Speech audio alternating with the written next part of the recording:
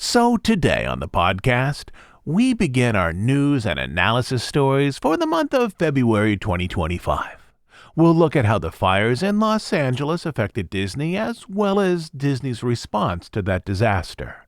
We'll look at multiple big construction projects in Florida, some that are moving along as planned and others that are not.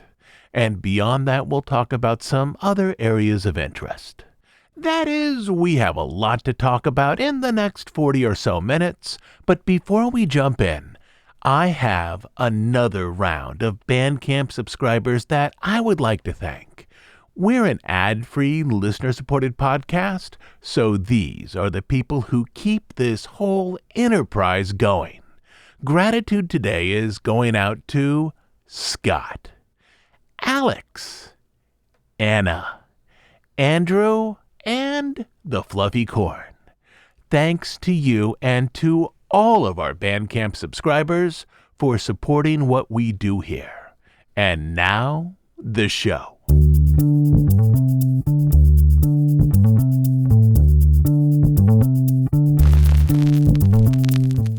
The biggest story in California in 2025 so far has been the wildfires that have engulfed multiple neighborhoods. These fires were located in Los Angeles County. An endless blanket of smoke covered the Disney studio in Burbank. People at the studio at times could also see the orange glow in the distance caused by the flames themselves. We have listeners who live in Los Angeles and in Orange County, and who know the layout of this part of California very well. But we also have listeners who live overseas. So let me break down the geographic placement of these fires a little bit here. Disneyland is in Orange County, and from the air, I do realize that Los Angeles and Orange County look like one endless expansion of urban development. But Disneyland was between 35 and 50 miles away from the two largest fires in Los Angeles. Universal Studios Hollywood was about a dozen miles from the Palisades fire and was affected by it, and the Disney studio was about a dozen miles from the Eaton fire. Neither was permanently damaged by the fires themselves, but many people who worked for both Disney and Universal, along with the studios in general, lost their homes. Together, these two fires destroyed about 15,000 structures, many of which were homes, with another 2,000 structures damaged. The story of the fires and their connection to Disney and studio culture unfolded like this. I was at Disneyland on the morning of Monday, January 6th, and early in the afternoon I drove home along the 5, 134, and 101, a set of freeways that took me reasonably close to the future locations of these fires, particularly the Palisades fire. I passed through LA in the mid-afternoon. It wasn't particularly warm, with the temperature in the upper 60s. It wasn't windy, and surprisingly, the freeways weren't crowded. It was somewhat dry, as we haven't had much rain. Between May 6th and January 6th, Los Angeles received less than a quarter of an inch of rain. But aside from the dryness, it was a pleasant day, a nice way to end up the last little bit of the winter holidays, with Christmas decorations still at the park and on many buildings throughout the city. And then that night, all of this began to change. The winds started to pick up, first in the mountains and then moving down into the urban center. One report said that the highest wind gust in the mountains potentially could reach 100 miles per hour. In California, heat is not the primary contributor to large wildfires. It's wind and plants that have dried due to a lack of rain. Both of these elements were then in Los Angeles. Shortly after 10 a.m. on Tuesday, January 7th, a tall plume of smoke was spotted near Malibu. At 11 a.m., this fire was estimated to occupy about 10 acres. But then there was the wind. By noon, residents in many areas were beginning to evacuate, which brought traffic on many nearby streets, including Sunset Boulevard, to a near standstill. By 12:30, just 2 hours after it started, the fire had grown to 200 acres and was threatening homes and other structures. And then came official evacuation orders for those who lived near the Pacific Coast Highway. 3 hours later, at 3:30 p.m., that same fire had consumed over 1,200 acres. And then 3 hours after that, a second fire started in Altadena, which was called the Eaton Fire.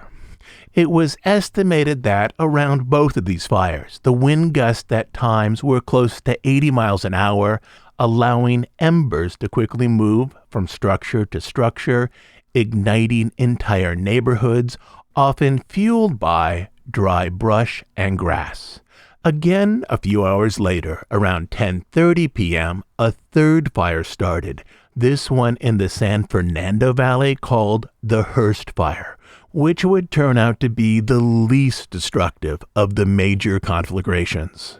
By the following morning, January 8th, the Palisades Fire had consumed nearly 3,000 acres, and the Eaton Fire was at 2,200 acres.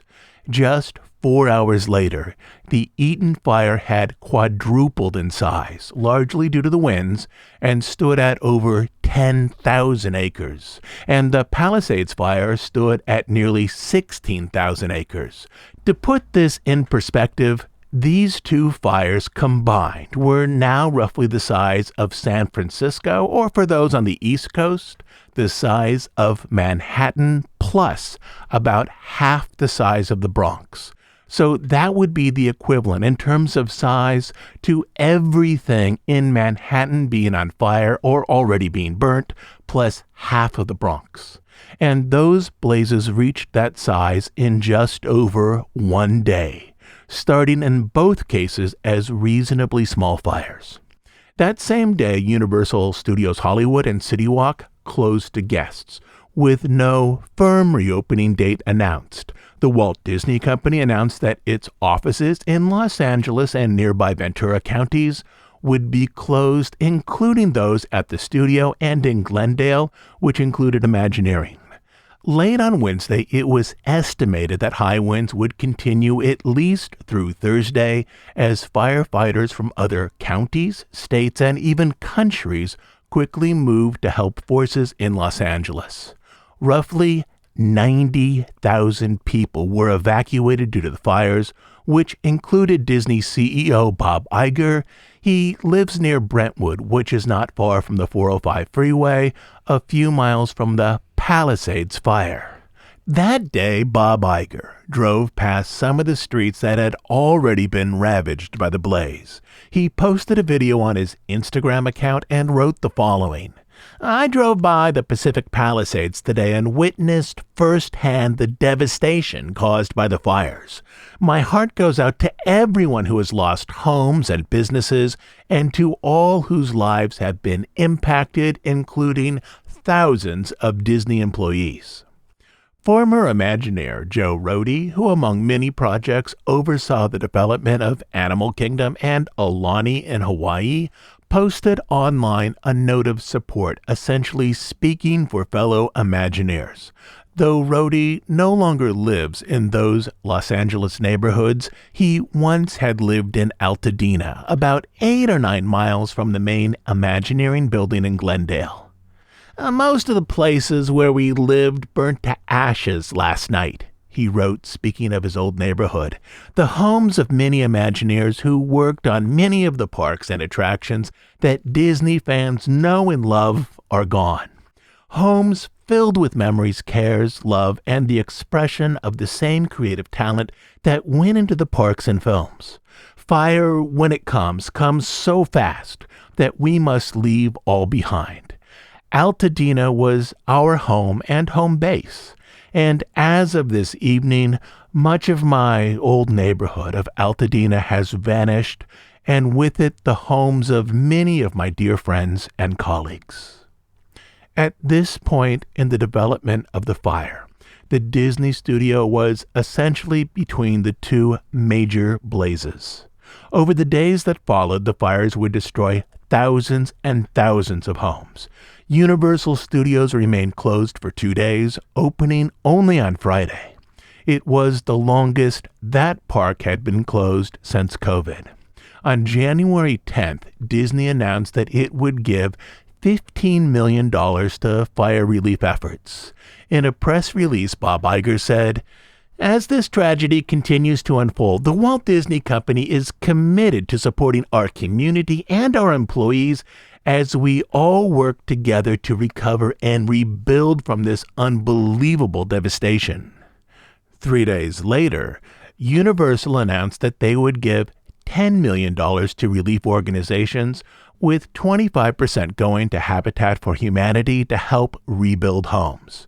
Brian Roberts, CEO of Comcast, parent company to Universal, said, "We stand ready to support our employees and the broader Los Angeles community as we recover and rebuild from these tragic events."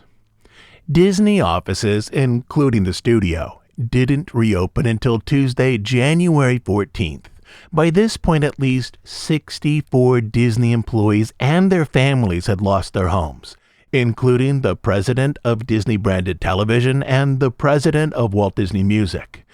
Beyond those executives, another 100 Disney employees had been displaced by the fires, including those who lost their homes.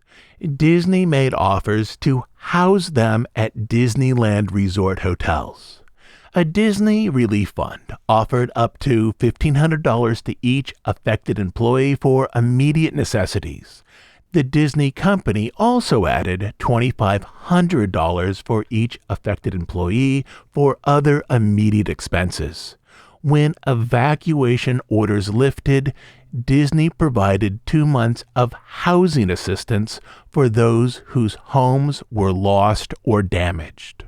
Beyond the money, Disney opened other resources for affected employees. On January 15th, Bob Iger wrote on social media, "We at Disney are doing many different things to help employees who have lost their homes in the fires. Yesterday, we opened our vast wardrobe warehouse to provide clothing.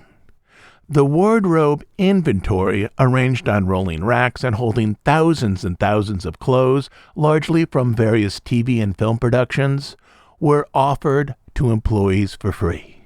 Though, of course, it will take months and likely years for all of these families to rebuild their lives." In the end, these fires together burned roughly 48,000 acres. And again, to put that in East Coast terms, that is a space the size of Manhattan, all of the Bronx now, and part of Brooklyn. Or in terms of Florida, more than half of the Orlando area, including recent annexations. The end of the fires came when the winds died down and LA finally, after many months, received a little bit of rain. Thousands of people have lost their homes, including many who worked for Disney. But I would like to highlight one of them, Martha Blanding, who was named a Disney legend this past summer at D23. She started as a tour guide at Disneyland in 1971 and later rose into management for a 5-decade career with the company. A few months back, she released her memoir, which is called Groundbreaking Magic and is published by Disney Editions.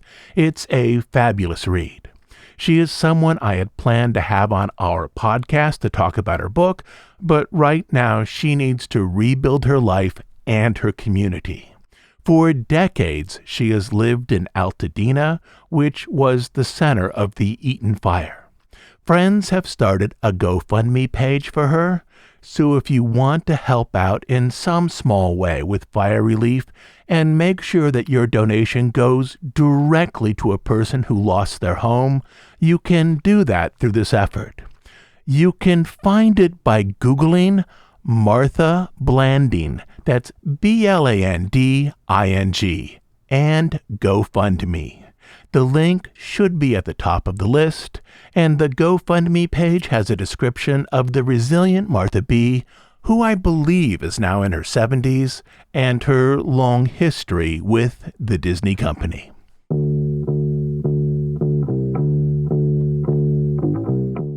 Our second segment today is the kind of complicated construction update on Walt Disney World.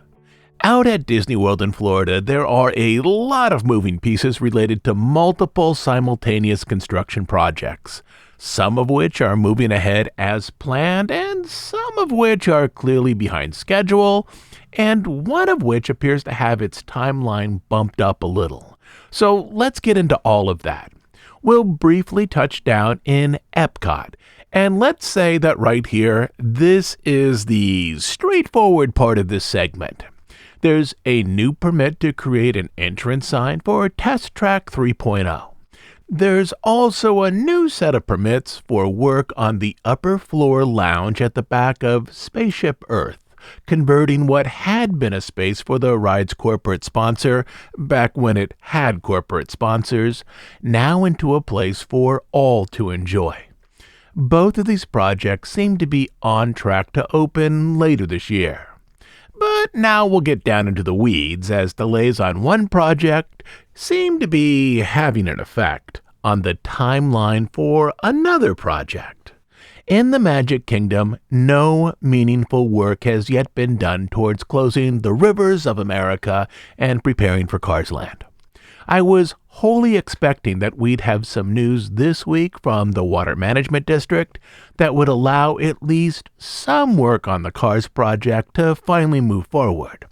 But as of Thursday, that's the day I'm recording this, we have nothing like that, which likely means that the movement to get an approved water mitigation plan without the river is still under review or discussion. One of the sticking points between Disney and the Water Management District has been how stormwater would be managed in this area of Frontierland without the river and connecting canal system to disperse it. Also in the Magic Kingdom, work is still moving forward with the Big Thunder refurb, with the track being removed and soon to be replaced. But presumably the plan was to close this section of the park once to both replace the Big Thunder track and also to begin the Frontierland transformation, as construction staging for both of these projects would be roughly in the same area. As of today, again, we still do not have a closing date for the river, so no work will start on this for months. I think that there's a really good chance that the river will still be there all summer, and I think that there's still a small chance that some remnant of the river might remain instead of a water holding pond, which has also been proposed, as this might be the least expensive and quickest path to satisfy the Water Management District in terms of stormwater mitigation and other concerns. But as always, we'll see. This River and Cars Land project, at least at one time, was supposed to start back in 2024. The delays have almost certainly placed this project behind schedule, and it does look like, either by design or happenstance, that now another project might be moving forward a little quicker, specifically the closure of the Muppets Courtyard and the creation of Monsters Incorporated over in Hollywood Studios. We had previously talked about the possibility that Disney might leave open the Muppet Theater for many months while work began at the back of Muppet Courtyard in the backstage areas on the new Monsters Incorporated door coaster. The door coaster and its show building will be the most complicated and time-intensive aspects of this project, but the entire Muppets Courtyard will now close by early June. We'll talk about some reasons why this is the case in just a second. The phased closing of large aspects of the courtyard will begin with Mama Melrose, which will shut its doors for good on May 10th, and then Muppet Vision 3D and Pizza Rizzo on June 7th. On June 8th, construction walls will go up behind that newly built ice-cold hydraulics, which is the Coca-Cola building. So even though that building is nowhere to be seen in the concept art, it will remain at the front of this area. And that might also tell you how old this concept art is, as ice-cold hydraulics has been open in that location now for just over 11 months. At this point, let me suggest what I think is likely. The delayed closure plans for Rivers of America has likely caused Disney to focus more on other projects that were initially further down the timeline, specifically on the Monsters Incorporated project. So the plan now is to close all of the Muppet Courtyard fairly soon, and not to keep Muppet Vision 3D running at the front of the area while work begins on the coaster and ride building at the back. It has already been announced that the Muppet Vision Theater will receive a new and yet unnamed and yet undefined show themed to Monsters Incorporated. And the early closure of this building, at least as I see it, makes more sense if you account for one of two possible reasons. First, simply, Disney may just need time to radically redo this theater, perhaps with new AA figures, a deeper stage arrangement, a new set of in-theater effects, and so on. Presently, this space is essentially a movie theater right now with a shallow stage. It will take some time to rearrange it as a theater for a different type of presentation. Or, second, Disney might be considering the possibility of a staggered opening of the Monsters Incorporated land, with the theater opening first. In this second option, Disney would then get 2 bites of the free publicity apple, one when it reopens the theater with a new show, and then another when the door coaster opens. Perhaps more importantly, though, Disney can use any new attraction in the next 2 years to counter-program against Epic Universe at Universal. And just to point this out, Disney has very little presently announced that might open in summer or winter 2026, which could be the unspoken timeline for a new Monsters Incorporated show here. Add in Rock and Roller Coaster with the Muppets that same year, and suddenly you have an anchor around which you can build an advertising platform. So if you had a redone Muppets Rock and Roller Coaster and a new Monsters Incorporated stage show of some kind, let's say maybe for winter 2026, that's a set of very solid commercials and web ads. Again, this is just speculation, but speculation that has been arrived at by looking at what has now been announced, considering what Disney needs to manage attendance, and then considering how those two things might possibly intersect. But there are also some potential costs in closing Muppet Vision 3D early in the construction timeline. Specifically costs related to a lower overall park capacity. Hollywood Studios is the smallest park at Disney World, yet has some of the most popular rides, particularly over in Galaxy's Edge. It's almost always the first park to fill reservation spots. Reducing overall park capacity means, due to fire codes, Disney will now be forced to lower reservation slots and sell fewer tickets during peak periods, or to put this another way, I assume that due to lost capacity, there is definitely a well-considered reason to close Muppet Vision 3D near the start of construction. Be that a need to manage complex construction for the theater or a plan to open part of the land before the coaster. But here's the math. The theater and the pre-show for Muppets 3D fit around 1,100 people in total, half in the seats and half in the pre-show area. So during peak times, you can now deduct 1,100 people off total park capacity, which at $150 per ticket comes out to $165,000 per day, or a little over $1 million for the week. And that's just for ticket sales, to say nothing of food, lightning lanes, and merch. A loss of 1,100 people each day for a week during peak periods likely means a total revenue loss of something around $2 million. In contrast, for the most part, with a couple of exceptions, Disney can close whatever attractions they want to over at EPCOT, its largest park, without really turning anyone away. There's another temporary issue here with closing Muppet Vision early in terms of skewing the age base for the overall park. Muppet Vision is an attraction for families with small children.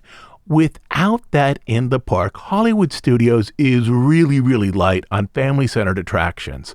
There's Runaway Railway, Toy Story Mania and Swirling Saucers, but beyond that, it's mostly stage shows and meet and greets for younger kids. Which reminds me, Disney has recently announced that the character Bluey in some form would be coming to the parks in America. Hollywood Studios may be the park that most needs a Bluey bump in the next few years. Perhaps some of the black box space over in the old animation courtyard might be a really good place for a Bluey character experience, maybe with some elements of the Healer's House from Brisbane. And here they wouldn't even need to reinvent the wheel. There is already a Bluey World themed exhibit and play area in Australia. And I doubt it wouldn't take much to bring part of that experience to some of the flex space around the animation courtyard. In the Bluey's World experience over in Australia, they have headbands with either Bluey or Bingo ears on them. I think if these were at Disney World, it would be kind of like printing money. It would be fairly easy, I assume, to observe the interactive Bluey's house in Australia and find a few elements to which guests strongly respond and adapt those for a much smaller experience in some of that flex space we talked about in the animation courtyard. Another factor for some of these early closures might also be related to internal attendance projections for the summer of 2025 and a little bit beyond. With Epic Universe opening in a few months, Disney now has reasonable estimates on park attendance for the summer based on hotel bookings. Low bookings will likely bleed into 2026 as well. And filling a park to capacity really only matters if there are enough guests lined up to reach that mark. So Disney now has the numbers that tell them roughly how many times, if any, they are likely to reach capacity for the rest of the year. And so reaching capacity, maybe except for a couple of days, might not be a realistic goal or concern at this point.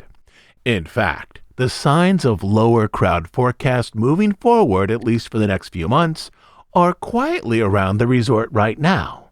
Beyond the large hotel discounts, there are other signs that Disney is tightening its budget belts concerning the parks. The Seas over at EPCOT is closing early for the foreseeable future, as is Tiana's Bayou Adventure over at the Magic Kingdom. This will save a little bit of money in terms of labor costs. More changes like these are likely in the near future. Plans that technically keep most attraction areas open, though for shorter periods of time.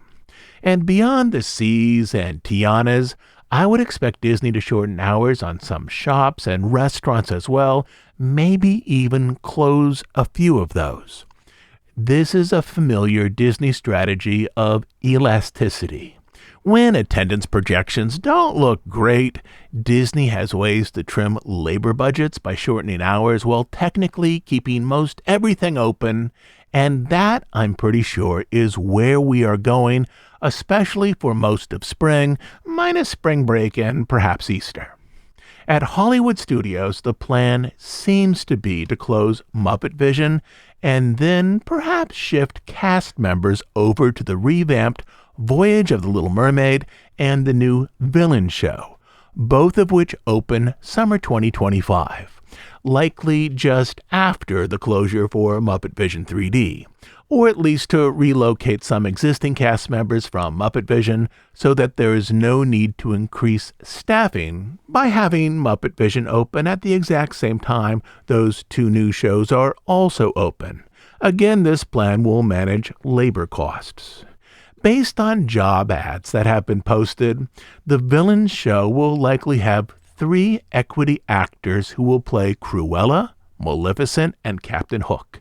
Equity actors covered by the union can have speaking and singing roles on stage. These are higher paid performers, typically professionally trained. The show can also use other non-equity cast members to lip-sync dialogue or even lip-sync bits of songs. This already happens in lots of other Disney World stage shows. So the center of performance will likely be Cruella, Maleficent, and Hook, with likely non-equity performers filling out other roles, maybe Hades or the evil queen from Snow White. New concept art recently released shows these three main characters on stage at the same time with a projection of the magic mirror on a tall screen just behind them. Also, there's another moving piece in this puzzle. The Muppets, though leaving Muppet Courtyard, are now supposed to show up sometime soon at Rock and Roller Coaster to replace Aerosmith. At this time, there is no closing date for the Aerosmith version of Rock and Roller Coaster. Again, Hollywood Studios is the smallest park with a limited number of rides, and I'm not sure this park can lose two attractions at the same time, which is one reason why a closure probably hasn't yet been announced. Another reason is that there may be an existing multi-year contract for the use of Aerosmith music. Disney might simply be waiting for that to end as they've already paid for it. But in all this, more interestingly, there also might now be a timing element that I've talked about earlier. With the regulatory back and forth over at the Magic Kingdom concerning Rivers of America, it's clear that the timeline there has shifted. The D23 plan from this past summer was to have a regular rollout of new experiences in Florida as a way to counter Epic Universe. Disney in the past 2 or 3 years has gotten quicker with attraction rethemes. Test Track 3.0 is going to be restaged in about a year. I believe it would be possible to close the Aerosmith version of Rock and Roller Coaster, let's say in fall 2025, and then have the Muppet version with Dr. Teeth open for the winter holidays in 2026. Again, this is just an educated guess based on what Disney likely needs to manage attendance and revenue at the Florida resort. And then 2026 doesn't look so bad. The opening of a newly themed rock and roller coaster, the revamped Millennium Falcon ride, now with an adventure featuring Mando and Grogu, and perhaps a new Monsters Incorporated stage show at the front of the new Monsters Incorporated area. And that right there might be enough in terms of resort promotion to get Disney World from 2026 through to 2027 when the Tropical Americas edition is supposed to open at Animal Kingdom. That project there appears to be moving forward as scheduled. I was over at Animal Kingdom a little over a week ago. Walls are now up around the old Dino Land. You can clearly see some attraction areas and signs are being taken down, including the removal of sections of Triceratops Spin. And some full-scale demos should be happening fairly soon. There is still a path to get to Dinosaur, the ride, which will remain open at least until the end of 2025. Even on the My Disney Experience app, the digital map for Animal Kingdom no longer shows Dinoland, just a winding path oddly surrounded by images of digital palm trees that leads back to Dinosaur the Ride. The groundbreaking for the new Tropical Americas area, which will feature Indiana Jones and Encanto, was held on January 17th, with executives using golden shovels to turn a spadeful of ceremonial dirt. I will say that Animal Kingdom now feels noticeably smaller without Dinoland. Also, Dinoland had a lot of height to it, so it's easy to see demo efforts beyond the long green construction wall. But this is the project here, that in a couple of years should finally signal that Disney World has turned that post-Chapek corner and is now producing complex new attractions to go toe-to-toe with Epic Universe. And one more thing here, something that was just announced today. On our podcast over many years, we've talked about how some of the WDI power has shifted in the last decade from projects centered in Glendale, which used to design and oversee most all attraction development, to Orlando. Years ago, Imagineers in Florida were more focused on non-attraction areas such as some very inventive shops, restaurants, show elements, and so on. And then around the time of Frozen Ever After over in World Showcase, there was a conscious shift to include more WDI members in Florida on larger projects such as Cosmic Rewind. As part of these developments, WDI will now have a new set of offices in Florida just outside Hollywood Studios. We've previously speculated about how Disney might repurpose that closed Galactic Star Cruiser building with very small room space, and without room windows and no feature pool, it wouldn't make a very good resort hotel. But we now have an answer to that question. The Galactic Star Cruiser building will be converted to offices to become the WDI Nerve Center for many expansion projects planned for Florida, both in the coming years and far into the future.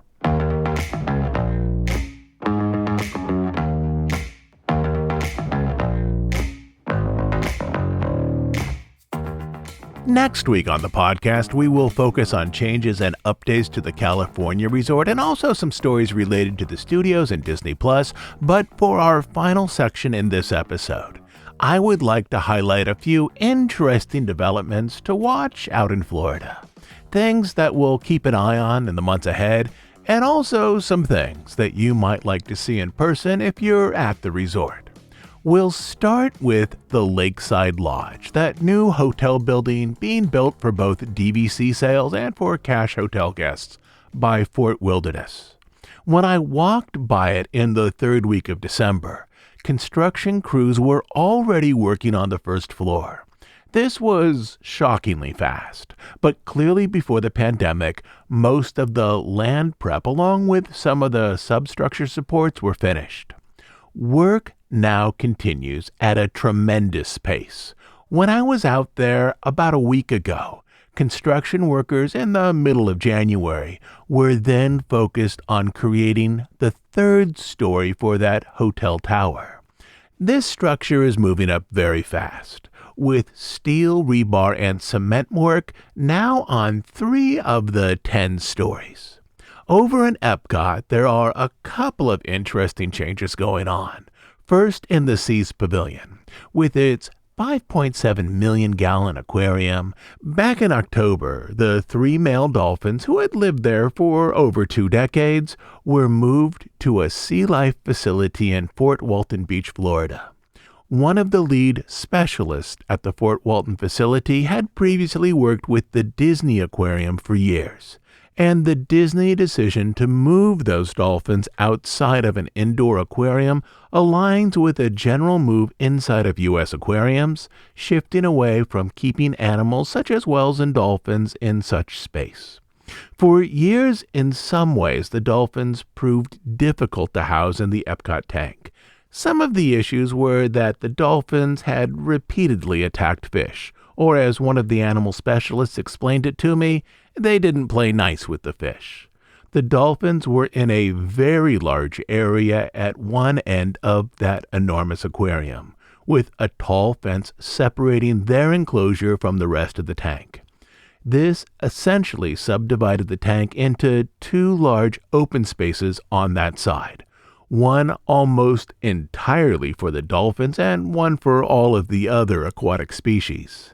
That fence had a planned opening in it, which was closed off, but fish not intended for the dolphin area repeatedly were able to bypass the fence, either going over it or through small gaps.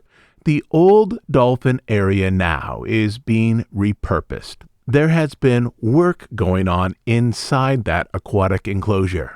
The rectangular opening in the fence now has permeable materials on it, allowing even whole schools of fish to pass through it. The other noticeable change at the Seas Pavilion is the removal of the 2 longtime manatees, both of which were rescued. In Florida, over 100 manatees a year are hit by boats, with most animals not surviving. EPCOT typically has taken in some of those animals who have survived these accidents, but are not deemed able to successfully live in open water, either permanently or during their recovery period. The goal for rescued manatees is eventually to reintroduce them to the wild, but at times manatees are injured to the extent that they cannot successfully return to the wild. This was true for Lou, one of the longtime manatee residents at EPCOT. The effort to reconfigure the manatee exhibit started in 2024, about the same time as the plan to move the dolphins. Initially, one manatee, Lou, was scheduled to be relocated to another rehabilitation center on the Florida Panhandle.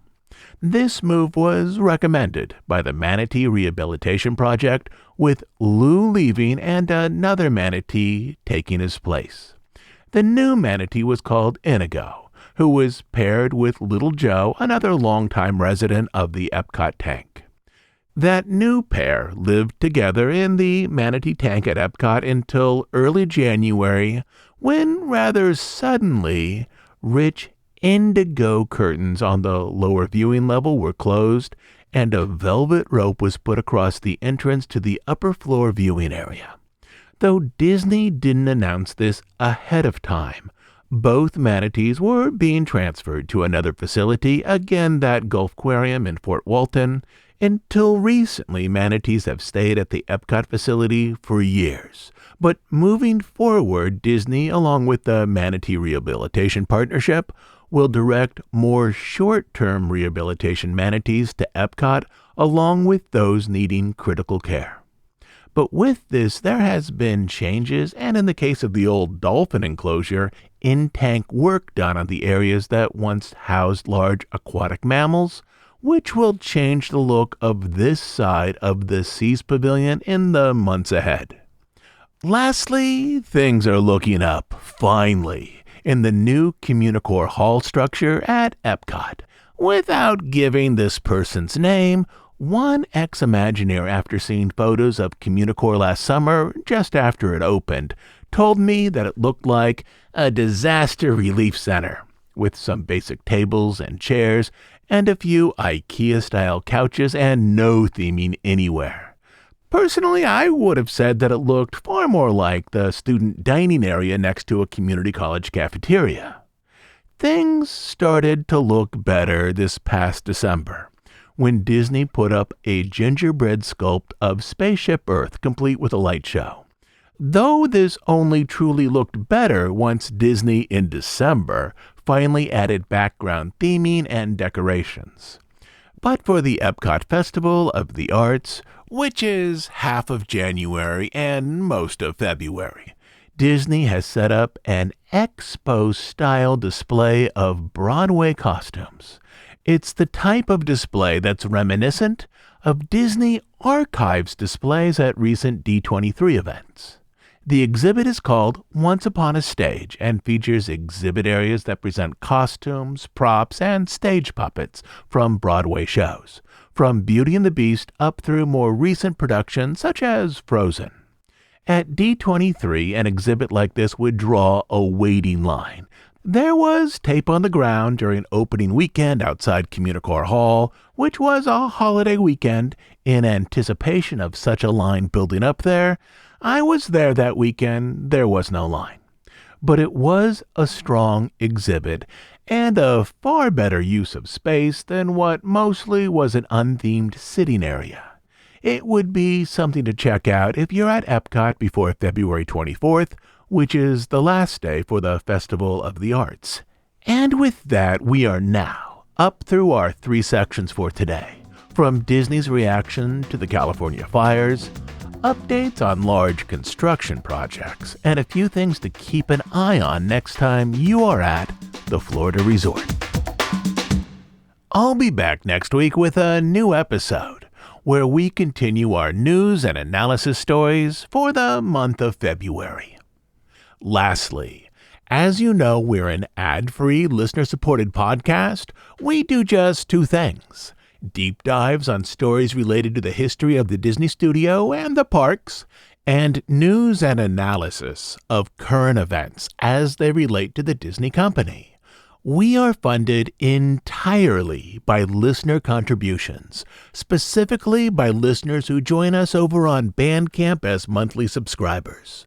On Bandcamp, you will find over 300 episodes not available on iTunes or anywhere else.